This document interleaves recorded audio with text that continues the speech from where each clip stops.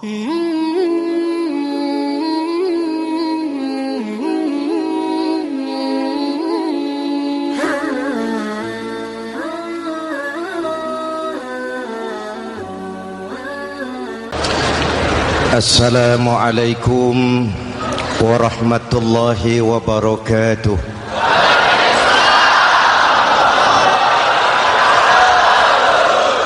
Alhamdulillahillazi ja'ala ramadhana syahra siyami lil mu'minin.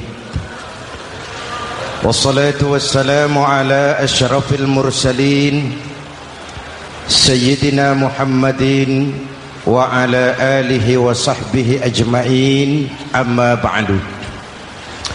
Para ulama yang saya muliakan, para pejabat baik sipil maupun militer yang saya hormati, alhamdulillah malam ini atas izin Allah, mudah-mudahan yang kita laksanakan ini merupakan bagian dari amal ibadah kita di bulan suci Ramadan ini. Hadirin, reformasi terbesar adalah reformasi yang dilakukan oleh baginda Nabi besar Muhammad sallallahu alaihi wasallam. 23 tahun merombak satu bangsa biadab menjadi bangsa beradab, merombak umat yang terpecah belah menjadi umat yang bersatu, merombak masyarakat yang tenggelam dalam kemusyrikan menjadi umat yang bertauhid. Reformasi besar apa yang dilaksanakan oleh Rasul dan apa hubungannya dengan kita sekarang? Ini yang ingin saya sampaikan malam ini. Pertama, beliau melaksanakan reformasi akidah, membebaskan manusia dari kemusyrikan, menyelamatkan manusia dari ketergantungan kepada benda. 13 tahun beliau berjuang di kota Makkah hanya untuk menanamkan la ilaha illallah Muhammadur Rasulullah. Dari sana segalanya dimulai, meletakkan fondasi. Saya yakin tidak ada Tuhan selain Allah dengan seluruh konsekuensinya. Kalau saya yakin tidak ada Tuhan selain Allah, maka saya tidak akan menyembah kecuali hanya kepada Allah. Orang yang benar fondasinya, benar sujudnya. Jelas? Kalau saya yakin tidak ada Tuhan selain Allah, saya tidak akan minta rizki kecuali hanya kepada Allah. Orang yang benar fondasinya, jauh dari korupsi, jauh dari judi.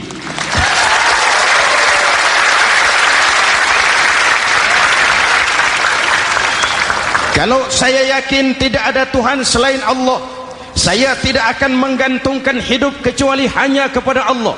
Saya tidak akan melarikan persoalan kecuali hanya kepada Allah.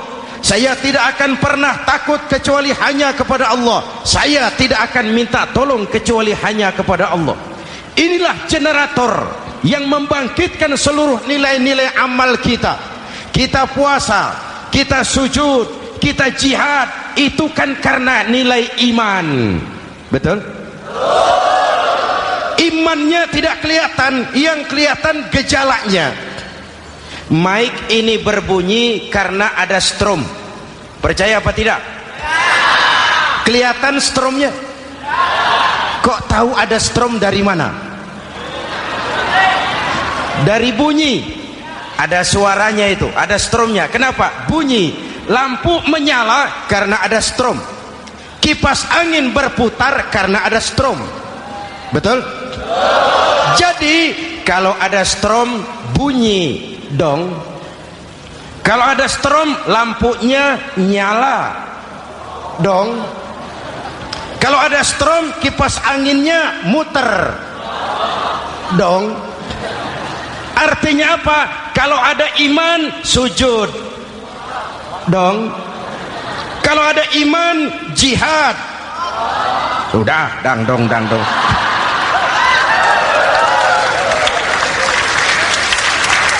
Seluruh amaliyah kita hanya refleksi dari nilai-nilai keimanan. Maka dimulai dengan fondasi.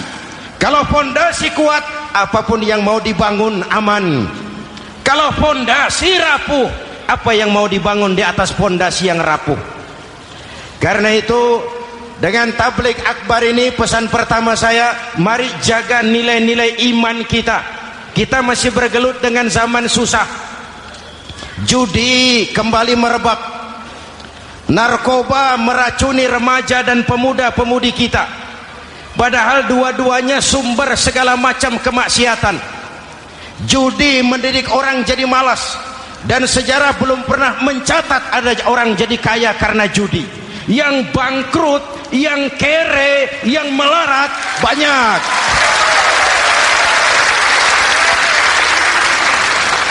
Makanya saya bersyukur di sini nggak ada yang judi. Nggak ada, mana saya nggak lihat di sini. Entahlah kalau di luar sini.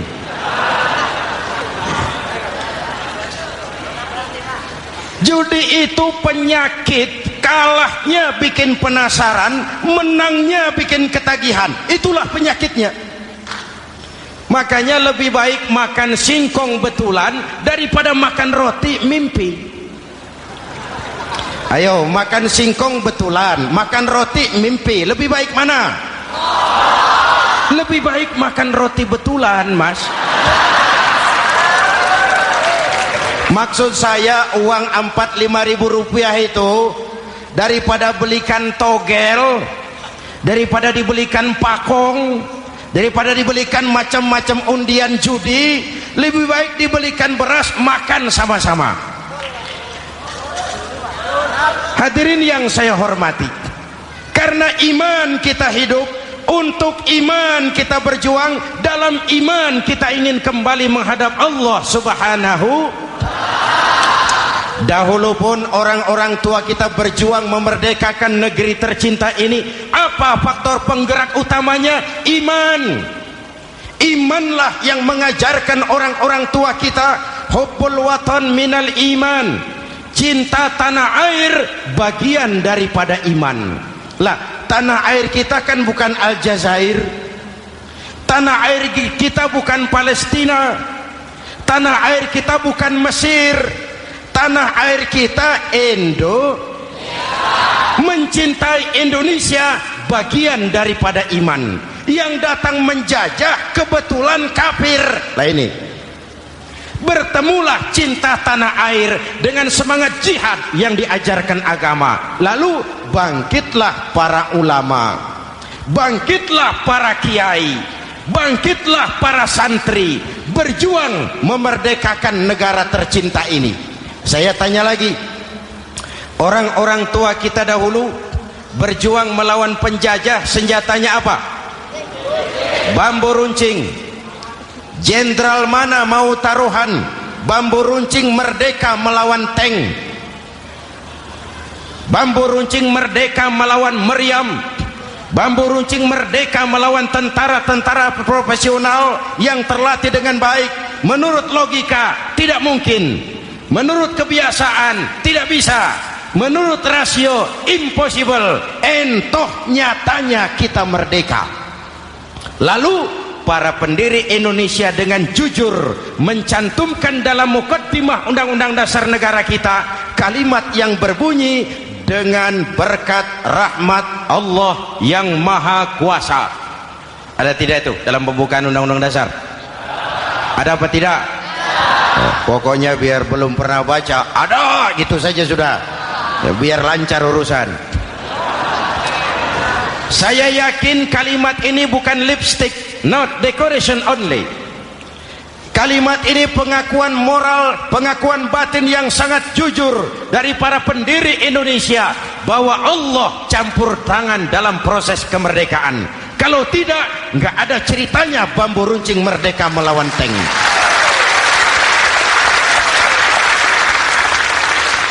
Kalau dulu iman untuk merebut kemerdekaan, sekarang iman untuk mengisi kemerdekaan. Betul? Betul? Karena itu jaga nilai-nilai iman, jangan tidur. Kita sudah berhasil melaksanakan pemilu, sidang umum MPR sudah digelar, pemerintahan baru sudah terbentuk, itu kita pilih bersama, kita dukung bersama. Mendukung itu tidak harus selalu iya, kula nuwun semohon dawuh kumaha juragan wae oke bos. Mendukung tidak harus selalu iya, mendukung juga memberikan saran, kritik, perbaikan. Kenapa? Di mana-mana di dunia ini kekuasaan cenderung mau menang sendiri, kekuasaan cenderung untuk korup. Karena itu kalau kita cinta kepada pemerintah, kita harus mengawasi jalannya pemerintahan kita ini.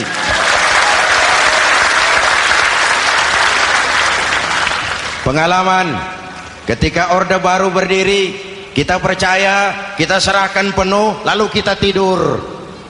Akhirnya kita jadi susah sendiri. Betul? Umat Islam tidak boleh jatuh dua kali di tempat yang sama. Hari ini lewat sini jatuh wajar, belum tahu barangkali.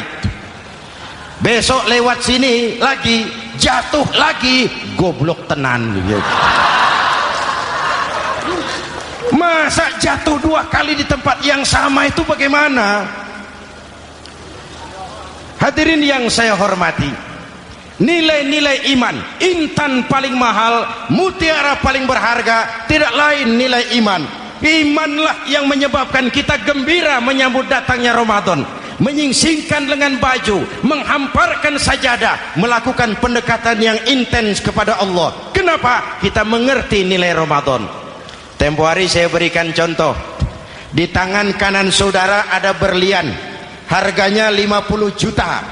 Di tangan kiri saudara ada rumput seikat. Berlian dan rumput ini taruh di depan kambing. Kira-kira mana yang diambil kambing? Rumput, dasar kambing. Kambing tidak ngerti nilai berlian. Padahal kalau kambing sedikit mau pakai otak. Kalau berlian yang saya ambil, kata kambing, lalu saya bawa ke pasar, kemudian saya jual, harganya 30 juta, lalu dibelikan rumput, dapat rumput sekabupaten. Tapi kambing tidak ngerti nilai berlian, yang kambing tahu cuma rumput. Kenapa? Hidup kambing cuma melayani perut. Maka kata Imam Ali karramallahu wajhah, orang yang hidupnya hanya untuk melayani perut,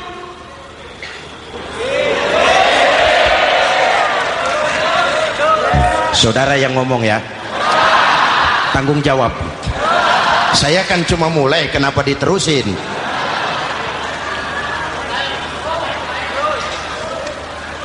Hadirin yang saya hormati, jaga iman baik-baik, wariskan kepada anak-anak kita. Mereka harapan kita semua, mereka masa depan Indonesia. Akan bagaimana Republik Indonesia, bahkan akan bagaimana Islam di Republik Indonesia 20, 30, 40 tahun yang akan datang, anak-anak kitalah jawabannya.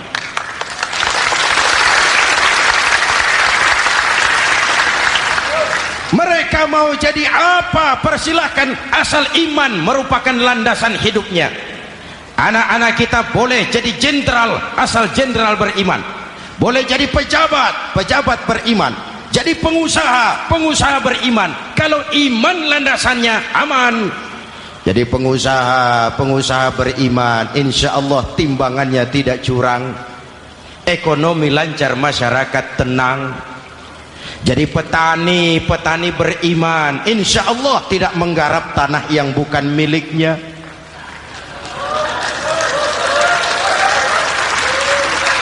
Jadi pejabat, pejabat beriman, insya Allah korupsinya sedikit.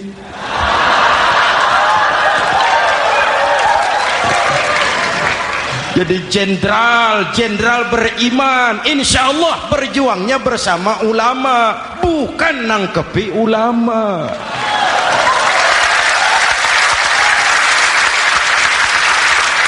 Jadi teknokrat beriman, jadi pengusaha beriman, jadi seniman beriman, jadi maling.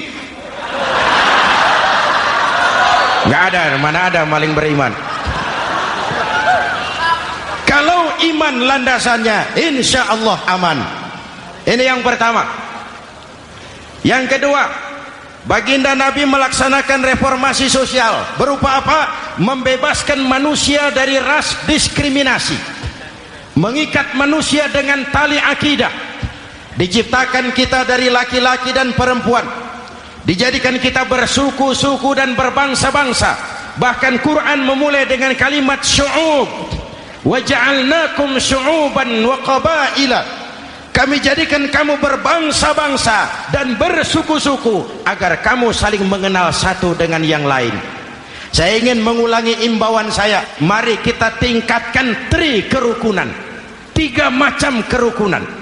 Pertama, rukun antar umat seagama. Sesama muslim harus rukun. Ya Pak? Ya Bu?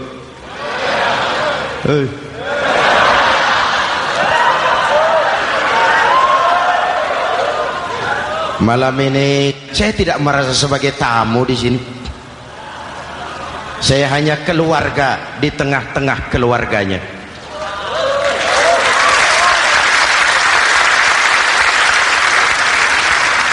Di sepanjang Jawa kah saya, ke Sumatera kah saya, ke Kalimantan saya, ke Sulawesi saya, ke Irian Jaya saya, kemana saja saya pergi, di mana saja saya berada, saya hanya keluarga di tengah keluarganya. Sebagai muslim kita terikat akidah, sebagai bangsa kita punya komitmen, kita ingin bersatu nusa, satu bangsa, satu. Inilah kita. Hadirin yang saya hormati, rukun antar umat seagama. Hura-hura pemilu sudah lewat, ekses-eksesnya harus kita hilangkan. Boleh jadi kemarin-kemarin karena berbeda kaos sama teman gak teguran. Yang sudah, yang penting sekarang ke depan. Sudah capek kita rakyat diobok-obok. Sudah datang saatnya kita meluruskan saf, merapatkan barisan, menggalang semangat kebersamaan. Rukun antar umat seagama. Begitulah malam ini saya hadir di tengah keluarga sendiri. Yang mengikat kita apa? Akidah. Di masjid kita ditemukan, dan inilah simbol kehidupan umat.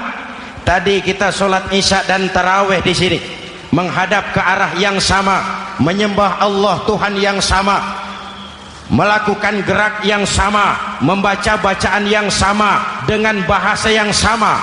Betul? Tapi kita datang dari segala penjuru. Kita datang dari sebelah lor, sebelah kidul, sebelah wetan, sebelah kulon. Di sini di masjid ini kita menghadap ke arah yang sama. Kita yang hadir di sini boleh jadi ada yang dari Sumatera, Kalimantan, Sulawesi, Irian Jaya, tapi kita adalah Indonesia. Jelas? Jelas? Saya sering kasih contoh, coba kalau sholat pakai bahasa masing-masing, ramai masjid, bingung malaikat. Ini Indonesia ramai karena tiap provinsi sholat pakai bahasa masing-masing. Kalau Riau bicara sendiri, Ambon bicara sendiri, Aceh bicara sendiri, Irian bicara sendiri, ramai masjid. Jelas? Jelas? Yang imam pakai bahasa Indonesia, takbir, Tuhan yang maha besar. Gagah sekali, bingung malaikat. Kembali kita kalau sholat pakai bahasa masing-masing.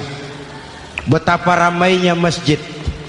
Itu cermin dari bangsa yang tidak bisa menjaga kesatuan dan persatuan. Uni Soviet almarhum Al-Mal'un itu negara adidaya, negara adik kuasa bersama-sama dengan Amerika menjadi polisi dunia, tetapi kemudian dihantam oleh glasnost yang kebablasan. Gorbachev terpental, Soviet pecah jadi negara kecil berkeping-keping. Mimpi mengembalikan Soviet seperti dulu.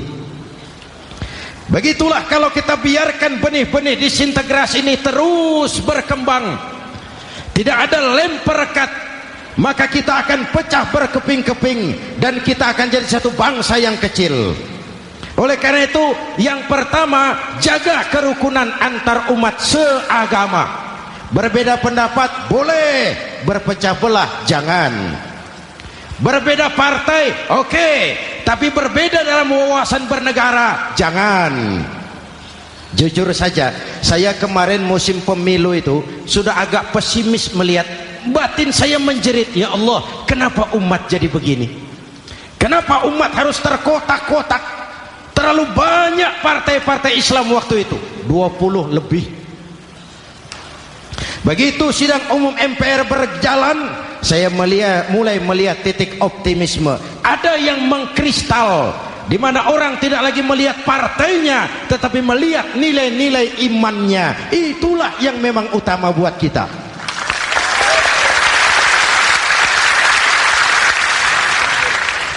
Ini yang pertama, rukun antar umat seagama.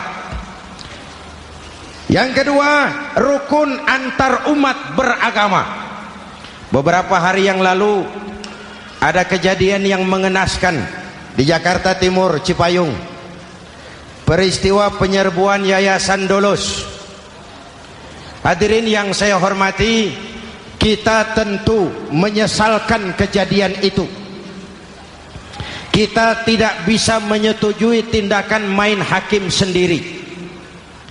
Kita berharap pemerintah bukan hanya bisa menangkap pelakunya, tapi juga yang tidak kalah pentingnya mengusut akar permasalahannya.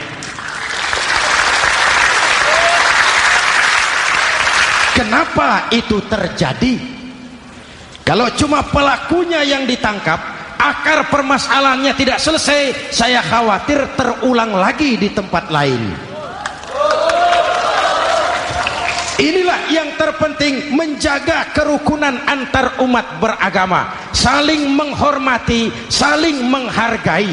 Jangan melakukan kamuflase, jangan melakukan tindakan-tindakan yang rawan dan peka. Misalnya umat Islam membangun masjid di tengah perkampungan orang Kristen, padahal tidak ada Islamnya di situ. Itu bisa menimbulkan kerawanan.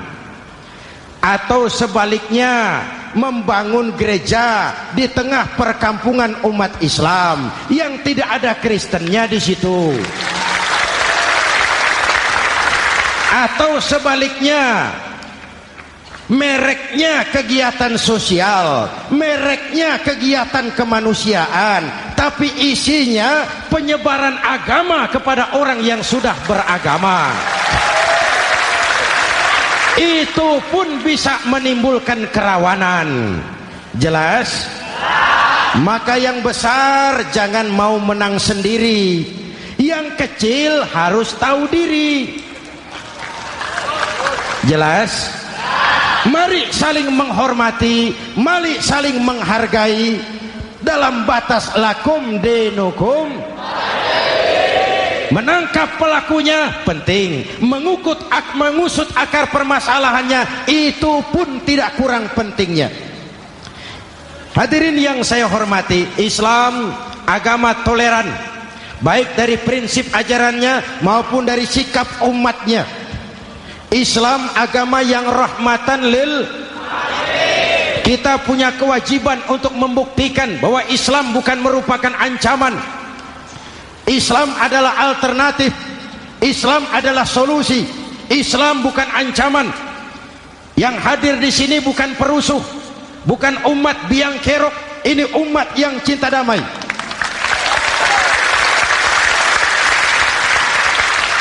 Ini umat yang tidak pernah mencari-cari musuh, tapi juga tidak akan pernah lari kalau bertemu musuh. Mari kita jaga kerukunan antar umat beragama. Jangan sampai peristiwa Dolos terulang lagi di tempat-tempat lain. Saling menghargai, saling menghormati. Jangan main hakim sendiri, tapi juga jangan mau menang sendiri. Hadirin yang saya hormati, dengan menjaga kerukunan antar umat beragama, akar keutuhan kita sebagai bangsa semakin terpelihara. Lalu yang ketiga, rukun antar umat beragama dengan pemerintah. Tadi kita sholat di sini ada imam, ada makmum, betul? Kalau makmum siapa saja boleh, Mas. Tidak ada pemilihan makmum.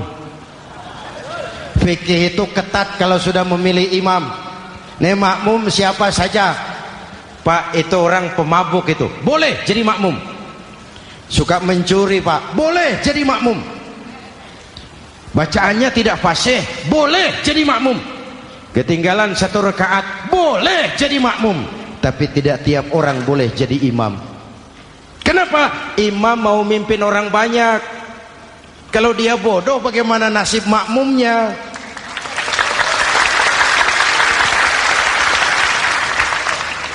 Ada karikatur di Medan, pernah kejadian anak kecil disuruh sholat sama ibunya.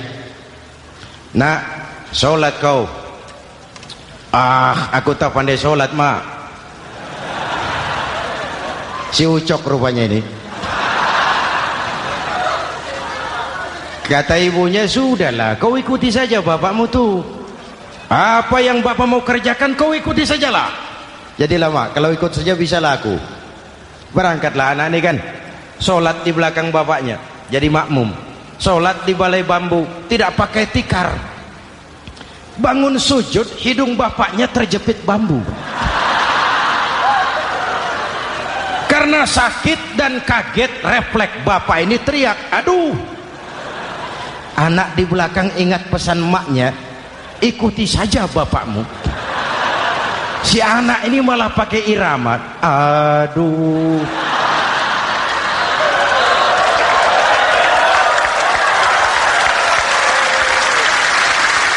Lah, ada yang lebih gendeng lagi. Mendengar anaknya mengadu, bapaknya menoleh ke belakang. Kata bapaknya, kau kejepit juga, Cok, katanya. Sholat jadi ngobrol.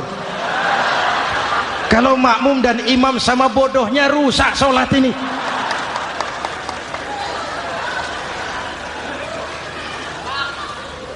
Hadirin yang saya hormati,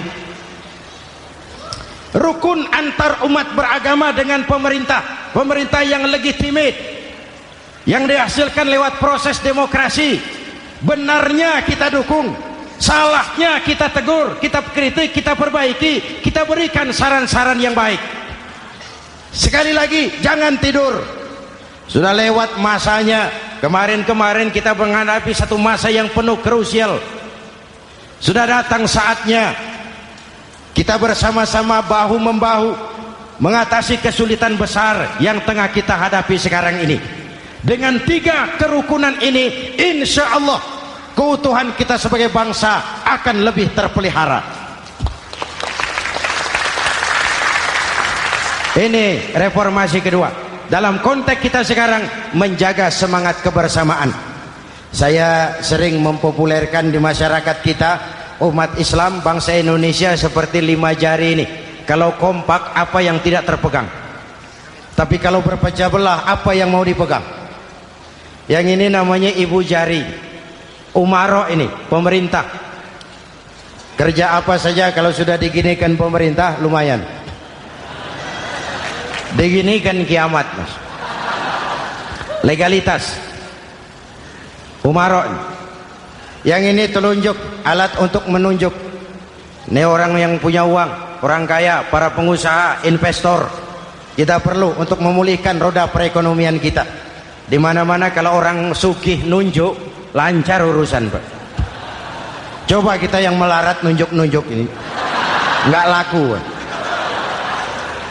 Makanya kata orang, serba salah jadi orang susah, tapi lebih susah jadi orang serba salah. serba salah jadi orang susah, tapi lebih susah jadi orang serba salah. Telunjuk. Yang ini jari tengah lah ini, di tengah dia, ke kanan tidak, ke kiri tidak. Milik semua golongan ini, netral. Siapa ini? TNI. Siapa ini? Cendekiawan. Siapa ini? Ulama idealnya itu. Milik semua, tidak kemana-mana, tapi ada di mana-mana. Gak bisa diajak suitan ini. Gak ada anak-anak main kelereng suitnya begitu, itu gak ada.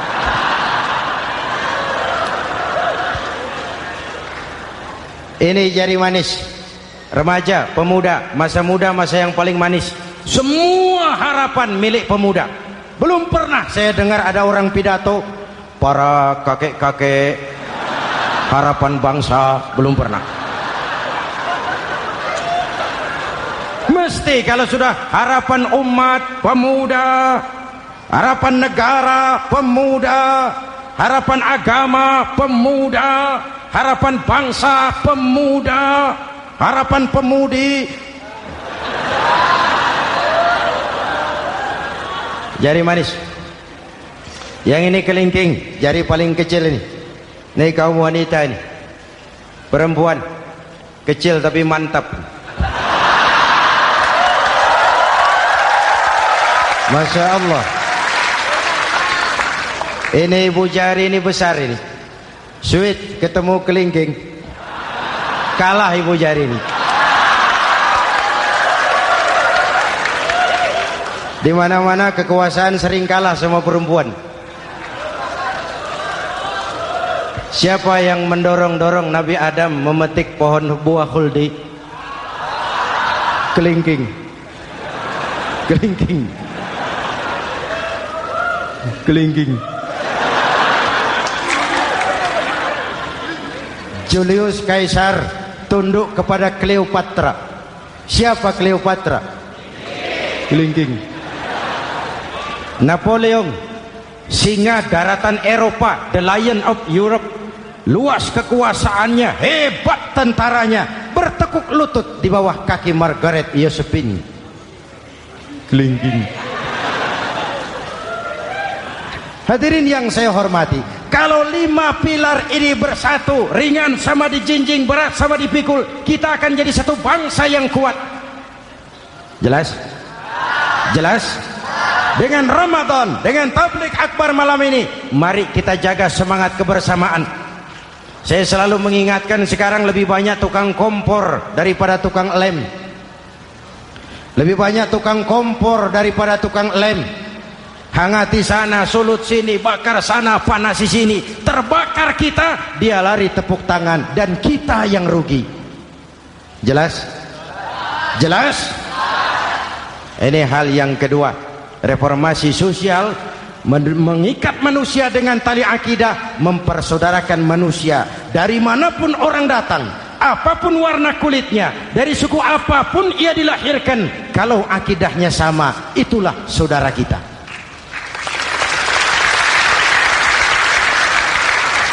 Kembangkan terus kerukunan antar umat seagama, antar umat beragama, dan antar umat beragama dengan pemerintah.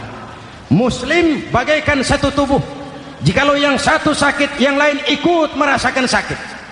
Muslim bagaikan sebuah bangunan, yang satu sama lain harus saling memperkuat. Ada yang jadi tiang, tentu.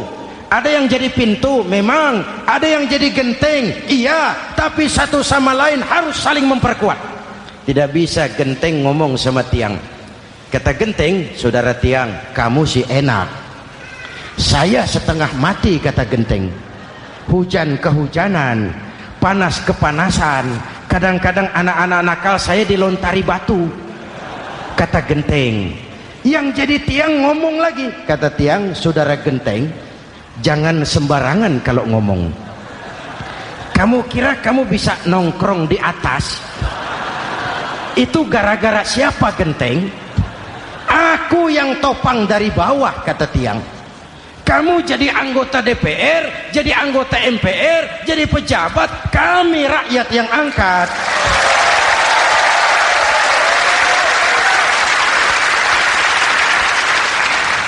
Jangan waktu di bawah rajin ngamalkan ayat kursi, dapat kursi lupa sama ayat.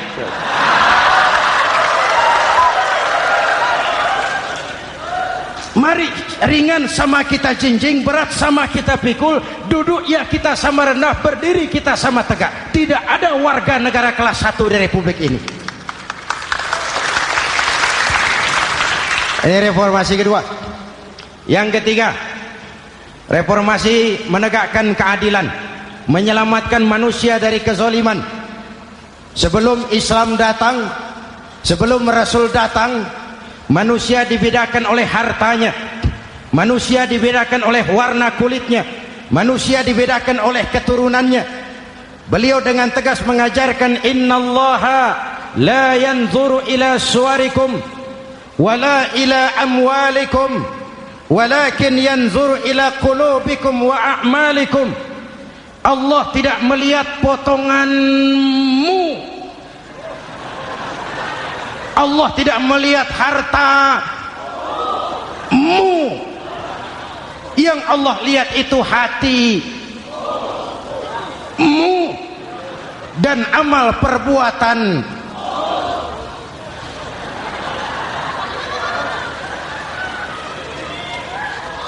Perjuangan menegakkan keadilan. Hadirin yang saya hormati, itulah yang menyebabkan reformasi kita menggelinding, menuntut keadilan, baik keadilan di bidang politik, keadilan di bidang ekonomi, keadilan di bidang hukum. Nabi pernah mengingatkan, hakim, kata Nabi, itu ada 3 macam. Al-qudatu salasatun. Hakim ada 3 macam. 1 di surga, 2 di neraka. Hadirin yang saya hormati, siapa yang hakim ke surga itu?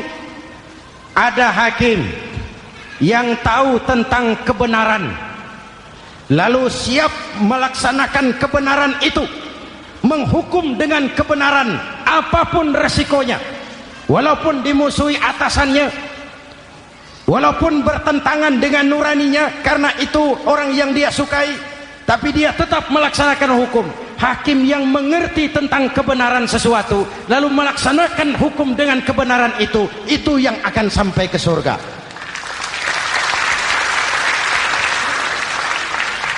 Yang kedua, ada hakim tahu tentang kebenaran tapi tidak mampu melaksanakan hukum dengan kebenaran itu.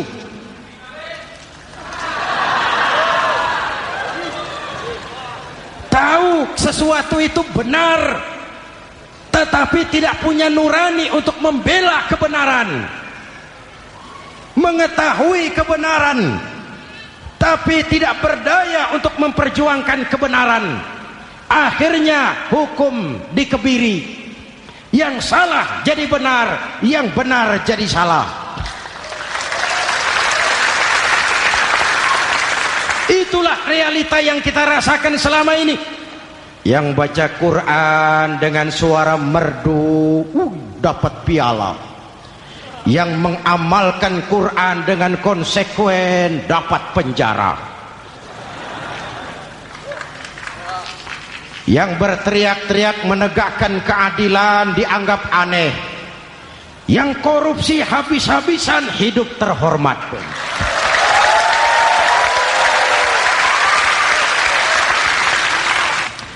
Jadi yang kedua tadi hakim yang tahu kebenaran tetapi tidak mampu melaksanakan hukum sesuai dengan kebenaran. Diperkosanya kebenaran, ditekannya hati nuraninya, sehingga ini yang mengakibatkan terlukanya perasaan keadilan. Yang ketiga lebih celaka lagi, ada hakim yang tidak mengerti tentang kebenaran lalu melaksanakan hukum dalam ketidakmengertiannya. Bodoh melaksanakan hukum dalam kebodohan, itu pun menyebabkan orang masuk neraka. Na'udzubillah. Hadirin yang saya hormati, reformasi yang dilaksanakan Rasul berjuang menegakkan keadilan setelah membebaskan manusia dari ras diskriminasi.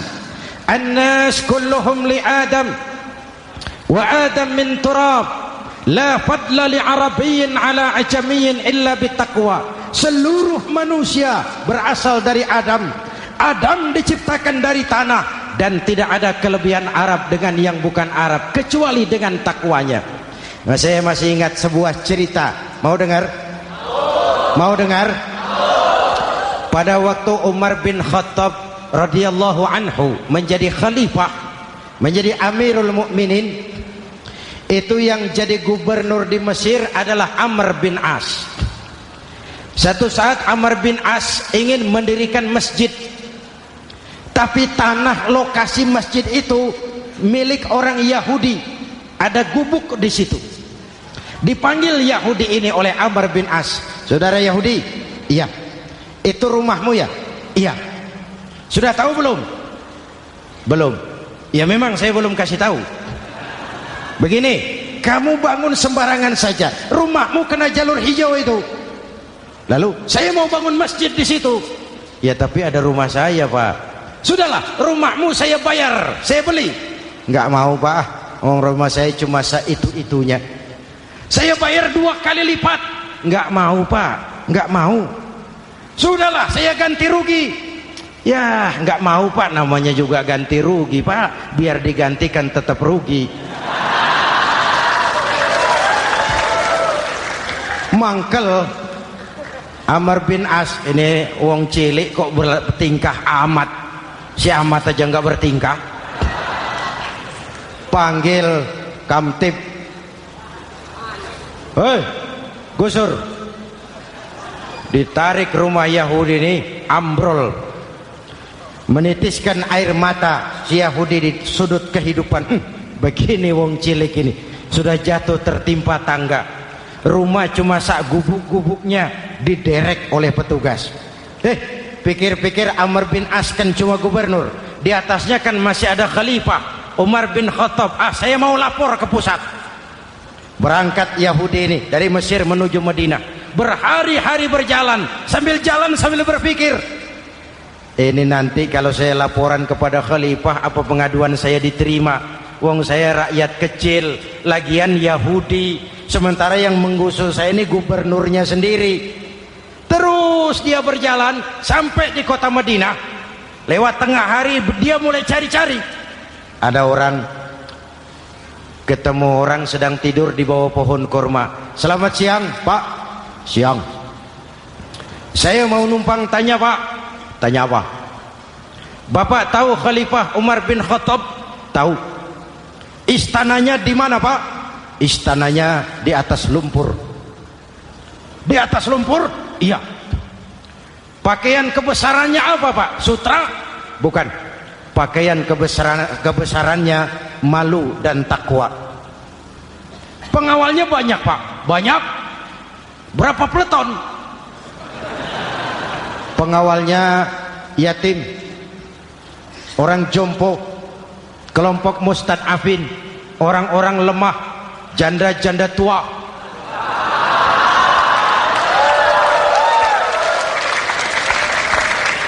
Itu pengawalnya. Pakaian kebesarannya malu dan takwa. Pengawalnya orang-orang lemah, tidak berdaya. Kok begitu, Pak? Begitulah Umar bin Khattab. Orangnya sekarang di mana, Pak? Di depan kamu. Jadi Bapak, iya. Bapak, iya. Saya Umar. Ada apa, Mas? Oh, yang datang dari Semarang waktu itu. Gini loh, Pak, saya mau menuntut keadilan. Keadilan kenapa? Gubernur Bapak Amr bin As itu, Pak, zalim. Kenapa dia? Gubuk saya main tarik saja, runtuh. Saya nggak punya rumah lagi, wong saya ini golongan makmur, cuma rumah sama sumur. Lalu untuk apa? Katanya dia mau bangun masjid di situ, Pak. Dipaksanya rumah kamu ditarik sampai runtuh. Iya. Yahudi? Ya, Pak. Itu ada tempat sampah ya. Betul, Pak. Di situ banyak tulang unta. Coba kau cari satu tulang unta bawa ke sini. Bingung Yahudi. Pak, saya jauh-jauh dari Mesir ke sini ini mau cari keadilan. Kalau tulang unta di Mesir juga banyak, Pak. Sudahlah, kau ambil saja tulang itu. Berangkat Yahudi penuh tanda tanya, ambil sebuah tulang unta, diberikan kepada Khalifah Umar bin Khattab. Tulang ini diambil, Umar hunus pedangnya, dengan ujung pedang dibuat garis lurus di atas tulang unta itu. Rak. Selesai. Yahudi, iya Pak, sekarang kau kembali ke Mesir, serahkan tulang ini kepada Umar bin Amr bin As. Makin bingung Yahudi, jauh-jauh datang kemari kira mau dapat keadilan, cuma dapat tulang. Ya sudahlah, namanya wong cilik, berangkat dia pulang ke Mesir. Berhari-hari sampai di Mesir. Pak Gubernur, ya lapor.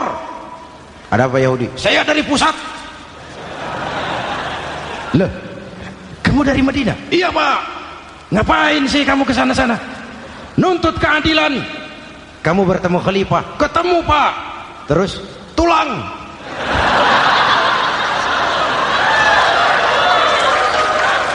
Ini loh Pak, salam dari beliau, tulang.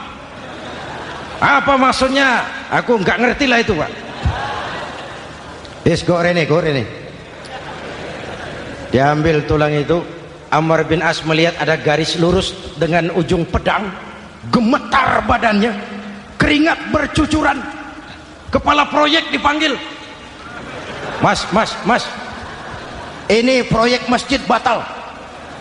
Gubuk Yahudi dirikan lagi. Loh Pak, kata kepala proyek, saya kan sudah menang tender Pak.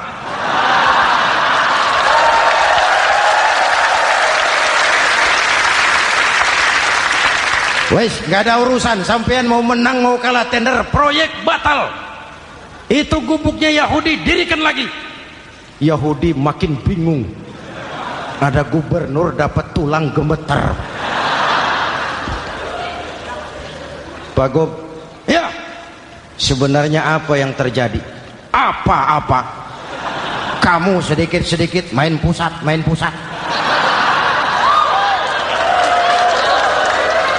Bu, yang ngomong dulu toh.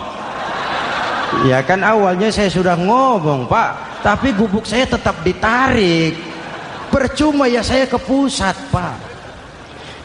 Saya dapat teguran keras dari Khalifah. Tahu kau apa artinya ini? Seolah beliau berkata, "Hai Amr bin As, jangan mentang-mentang sedang berkuasa kau bertindak seenakmu.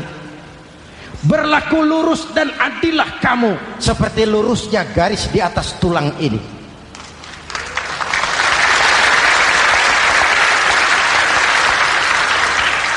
Kalau kau tidak lurus, kalau kau tidak berlaku adil, aku yang akan meluruskanmu dengan pedangku.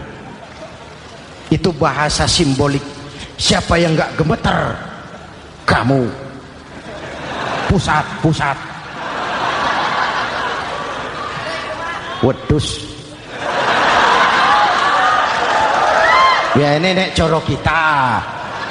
Oh Pak, kalau begitu Islam adil ya Pak? Adil. Jadi saya menang Pak? Menang kamu.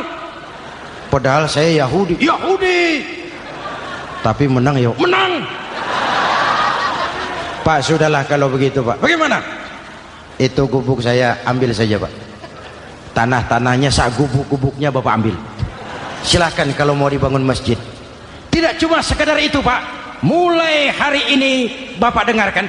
Asyhadu an la ilaha illallah wa asyhadu anna Muhammadar Rasulullah.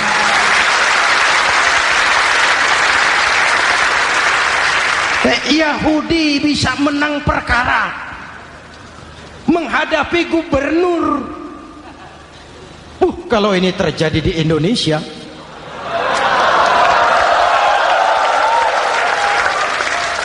amin. Oke, lalu siapa pemimpin adil itu? Setiap kita kan pemimpin. Presiden, pemimpin di negaranya. Gubernur, pemimpin di provinsinya. Bupati, pemimpin di kabupatennya. Pak Camat, pemimpin kecamatannya. Pak Lurah, pemimpin di kelurahannya. suami pemimpin di rumah tangganya, anak muda pemimpin bagi dirinya, dan setiap kita akan dimintakan tanggung jawab. Anak muda pemimpin buat dirinya, nanti diminta tanggung jawab. Kakimu kau bawa jalan kemana? Tanganmu ngambil apa? Lidahmu bicara apa? Matamu menteleng, apa yang dilihat? Seluruhnya akan dimintakan pertanggungan jawab. Marilah kita jadi orang yang adil kepada diri, kepada keluarga, dan akhirnya kepada masyarakat, bangsa dan negara. Hadirin yang saya hormati, satu ayat yang sering dibaca pada akhir khutbah khatib Jumat, innallaha ya'muru bil adli wal ihsan. Allah memerintahkan kamu berlaku adil dan berbuat ihsan. Tidak sekadar adil tapi ihsan. Ihsan nilainya lebih tinggi dari adil. Contoh, nak, tolong taruh telur itu di pinggir meja. Anak yang adil apa adanya, ditaruh telur di pinggir meja. Anak yang ihsan lain. Lah iya, perintahnya sih di pinggir meja, tapi kalau pas di pinggir meja kan jatuh ke bawah, ke tengah sedikit. Ini ihsan. Oleh karena itu, mari, perjuangan menegakkan keadilan masih panjang. Jalannya tidak lurus bertabur bunga, menanjak, menurun, banyak onak dan duri. Namun seperti yang dikatakan seorang tokoh, masih Napoleon, kalau ada 1000 orang penegak keadilan, saya satu dari yang 1000 itu. Kalau ada 100 penegak keadilan, saya juga satu dari yang 100 itu. Kalau ada 10 orang menegakkan keadilan, saya juga satu dari yang 10 itu. Kalau hanya 1 orang yang menegakkan keadilan, maka sayalah yang 1 itu. Tetap konsisten berjuang menegakkan keadilan, walaupun besok langit akan runtuh, walaupun besok akan kiamat, keadilan tetap harus ditegakkan. Ini reformasi yang ketiga, menegakkan keadilan, mengayomi masyarakat dengan hukum yang tegas. Dan Rasul menjadi contoh, ini yang hebat. Misalnya beliau berkata, wallazi nafsi biyadihi lau anna Fatimah binti Muhammadin saraqat laqata'a Muhammadun yadaha. Demi Allah, andai kata Fatimah putri Muhammad mencuri, jangan orang lain, Muhammad sendiri yang akan memotong tangannya. Hukum berwibawa, masyarakat terlindungi. Kenapa? Nabi jadi contoh. Jelas? Beliau mengajarkan orang beramal. Kepada putrinya beliau mengatakan apa? I'mali ya Fatimah, i'mali fa inni la ughni anki minallahi syai'a. Fatimah, beramal kau. Fatimah, beramal kau. Fatimah, solat kau. Fatimah, puasa kau. Fatimah, zakat kau. Fatimah, haji kau. Kalau kau tidak beramal Fatimah, aku ayahmu Rasulullah tidak akan sanggup membelamu di akhirat nanti. Ini keadilan. Tidak mentang-mentang putri kesayangan Nabi lalu sudah Fatimah kamu nggak sholat nggak apa-apa, nanti di akhirat ada papi. Jauh dari semangat nepotisme. Putri beliau sendiri ditekankan, i'mali ya Fatimah fa inni la ughni anki minallahi syai'a. Beramal kau Fatimah, kalau kau tidak beramal, aku ayahmu tidak akan sanggup membela kamu di akhirat nanti. Inilah inti dari nilai keadilan. Jauh dari nepotisme, apalagi kolusi. Hadirin yang saya hormati, lalu saya masuk kepada yang keempat. Reformasi keempat yang dilaksanakan oleh baginda Rasul, menyelamatkan manusia dari gaya hidup sekuler, menyelamatkan manusia dari gaya hidup materialis, mengajarkan keseimbangan. Ada hidup sesudah mati, ada akhirat sesudah dunia. Betul? Betul? Kalau saja tidak ada hidup sesudah mati, kalau saja tidak ada akhirat sesudah dunia, persilahkan hiduplah saenae, nek perlu saenae udelmu dewe. Sayang, sayang, sayang. Ada hidup sesudah mati, ada akhirat sesudah dunia. Ini semua calon-calon jenazah.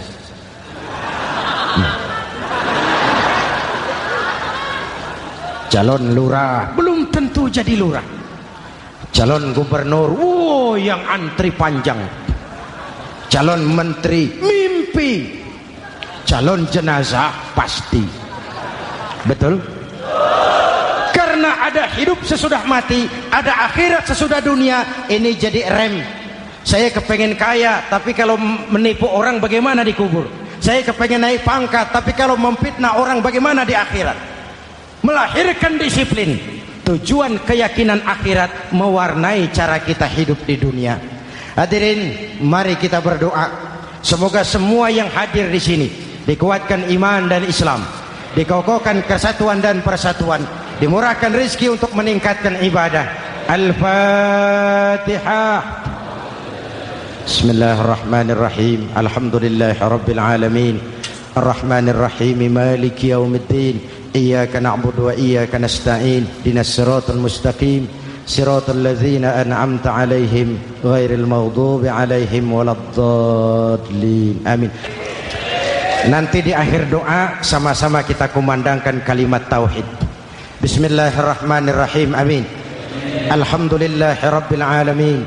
Allahumma salli wa sallim mubarik ala sayyidina Muhammadin wa ala alihi wa sahbihi ajma'in.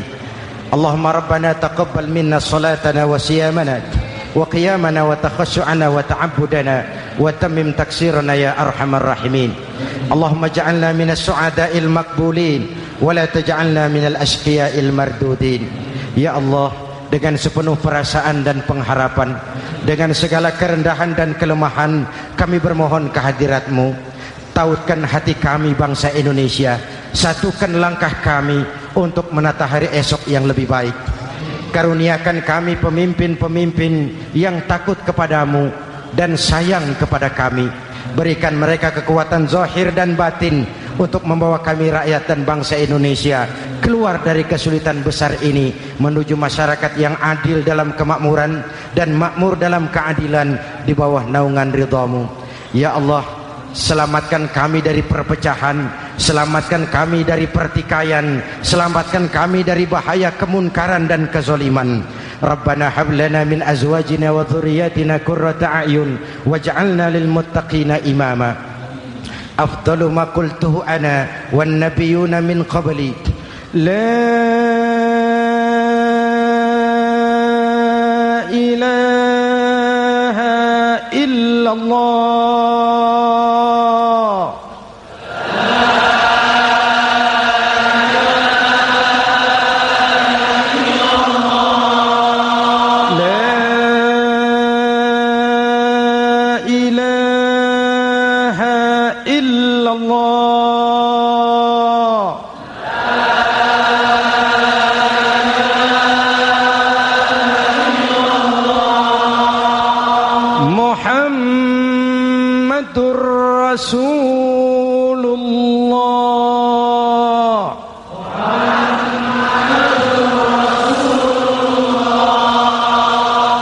Amin. Sallallahu alaihi wa alihi wa sallam. Kalimatu haqqin 'alaiha nahya wa 'alaiha namut wa 'alaiha nub'atsu insyaallah minal aminin. Rabbana atina fid dunya hasanah wa fil akhirati hasanah wa qina adzabannar. Wa akhiru da'wana anil hamdulillahi rabbil alamin.